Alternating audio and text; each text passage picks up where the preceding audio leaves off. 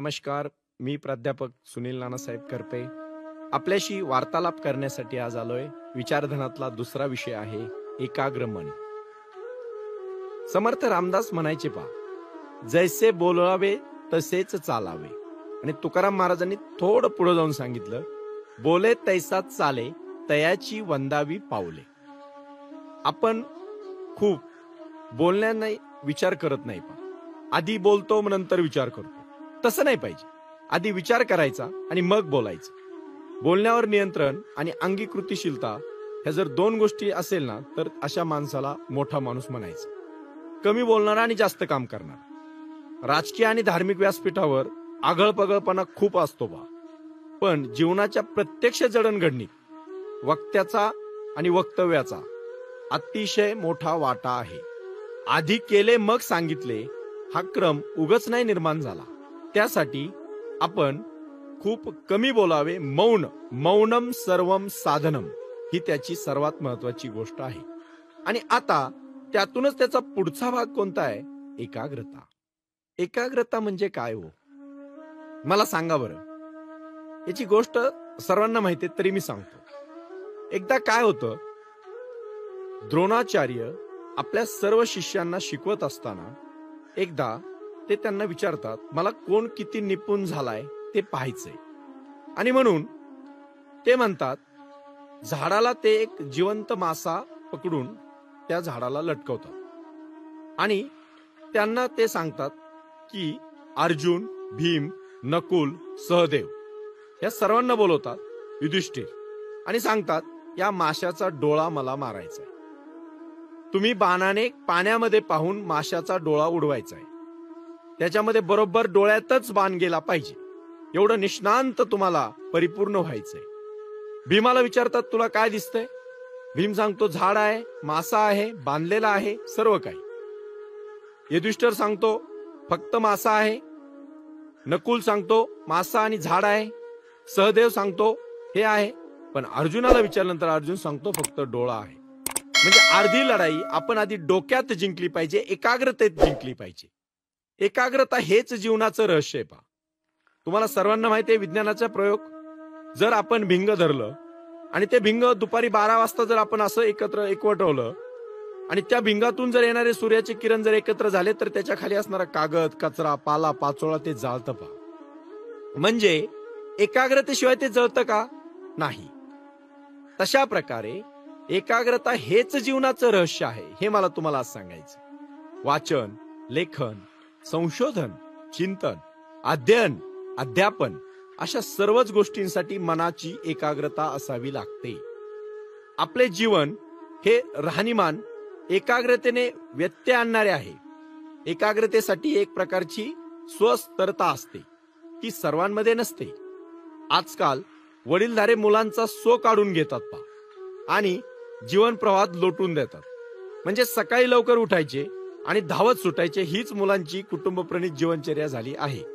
म्हणजे कशी? नुसती लगबग, नुसती तगमग, नुसती धावपळ.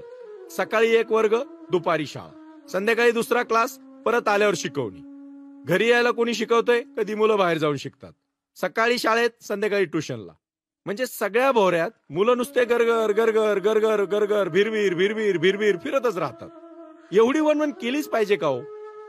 मला सांगा, स्वामी विवेकानंद फक्त BA झाले होते.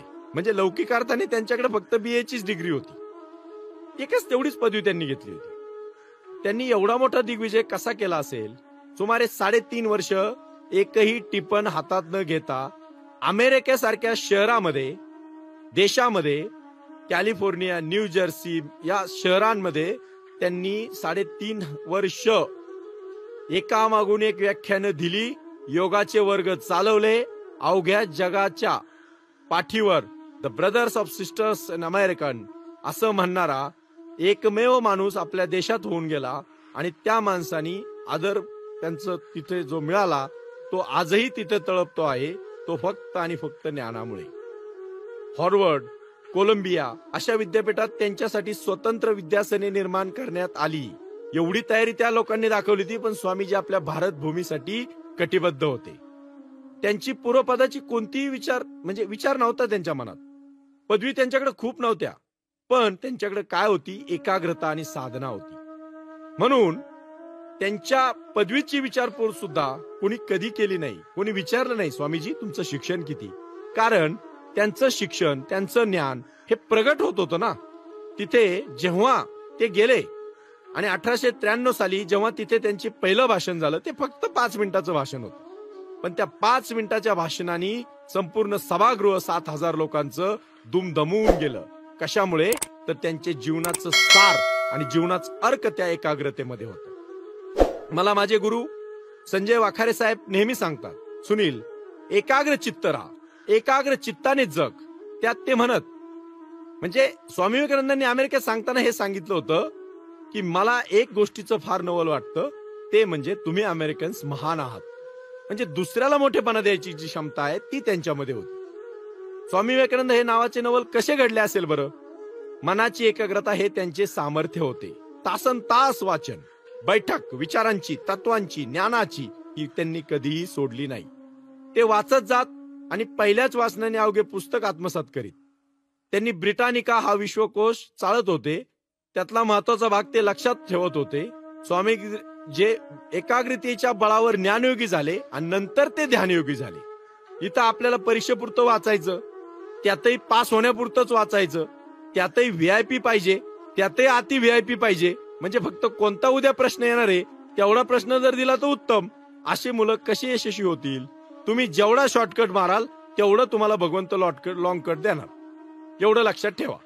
मनाची एकाग्रता टिकून जर ठेवायची असेल तर तुम्ही विरक्त असले पाहिजे. विद्यार्थी जीवनात हे सुखशयेवर कधीच बसले नाही पाहिजे. एक साधी सतरंजी आणि सभोवतालची पसरलेली पुस्तकं हीच तुमची आयुष्याची तुमची कुंडली असली पाहिजे. यासाठीच तुम्ही रमले पाहिजे. संगीताच्या अभ्यासाने जसे मन प्रसन्न होते ना, बुद्धी तरल होते. असे म्हणतात, व्यायामशाळेत जात असताना, क्रीडांगणावर संचार करीत असताना लक्ष पूर्ण तेथे पाहिजे, तरच तुम्ही तिथे यशस्वी व्हाल. नाही तर गेलाय ग्राउंडवर पळतोय आणि लक्ष मात्र टीव्ही पुढं, काय उपयोग आहे त्याचा? तन्मयतेने जोपर्यंत तुम्ही एखाद्या विषयात उतरत नाही, बाबांनो, तुम्हाला काही मिळणार नाही. इथे बीपीएड कॉलेजच्या विद्यार्थ्यांना मी आता हे वार्तालाप करत असताना मला लाईफ मॅनेजमेंट इन्स्टिट्यूट कंपनीचा आधार घ्यावा लागतोय. कारण लाईफ मॅनेजमेंट इन्स्टिट्यूट का बरं करावं लागलं? म्हणजे फार पूर्वीच्या काळामध्ये घरामध्ये ज्येष्ठ कनिष्ठ सर्व असायचे. आजोबा कसे वागतात हे मुलगा पाहायचा, मुलगा कसं वागतोय त्याचा मुलगा पाहायचा, नातवाने कसं राहिलं पाहिजे आजी सांगायची. आता आजी नाही, आई नाही, सांभाळती कोणतं कामवाली बाई. म्हणजे प्रश्न असा निर्माण होतोय की जर आता हे जर संस्कारच कुठं मिळणार नसतील, म्हणून मला विचारधन घेऊन तुमच्या समोर यावं लागतंय. तन्मयता, विचारशीलता, उपक्रमशीलता आपल्या मुलांच्या जीवनात कधी येऊ शकते? तर हे डोळे झाक करून नाही बाबांनो. व्यक्तिमत्व जर तुम्हाला घडवायचं असेल तर मुलांना थोडं बसू द्या, एकांतात राहू द्या, एकाग्र होण्याची त्यांना संधी द्या. ते यशस्वी झाल्याशिवाय राहणार नाही. धन्यवाद.